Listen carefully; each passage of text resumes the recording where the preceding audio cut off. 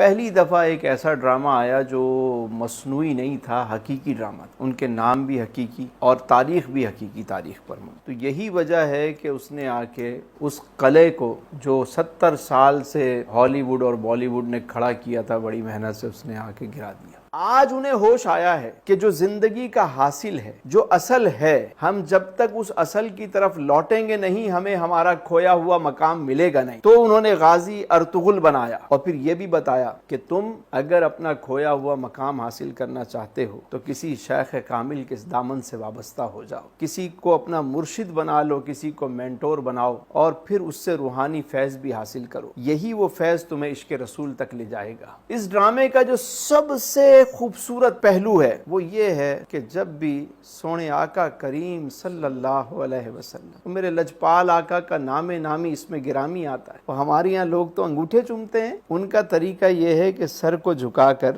اپنا ہاتھ سینے پہ رکھ دیتے ہیں، گویا وہ یہ بات کہہ رہے ہیں، اس بات کا اظہار کر رہے ہوتے ہیں کہ میرے تو آپ ہی سب کچھ ہیں رحمت عالم، میں جی رہا ہوں زمانے میں آپ ہی کے لیے۔ بڑا اچھا سوال ہے۔ یہ سفید داڑھی والے ترک بزرگ جو ہے، یہ وہ ہستیاں تھیں، رجال الغیب واللہ کے نیک بندے، جنہوں نے جو یہ حدیث مبارکہ جو سنی کہ جس میں قسطنطنیہ کی فتح کی بشارت دی گئی، تو اس فتح میں شریک ہونے کے لیے، اپنا حصہ ڈالنے کے لیے جو روحانی طاقتیں تھیں ان کے پاس اور جو ان کے پاس دنیاوی وسائل تھے، ان تمام کو بروئے کار لا کر ان نوجوانوں کو منتخب کیا اور ان کی مدد کی اور معاونت کی تاکہ اس حدیث کا جو اجر و ثواب ہے اور وہ رسول پاک کا جو فرمان ہے، اس خوشخبری میں یہ بھی شریک ہو سکے۔ حضرت شیخ محی الدین ابن عربی، شیخ عبدالی اور وہ جو باقی مشائخ اعظام دکھائے گئے، وہ سب انہی سفید داڑھی والے بزرگوں کا ایک تسلسل دکھایا گیا،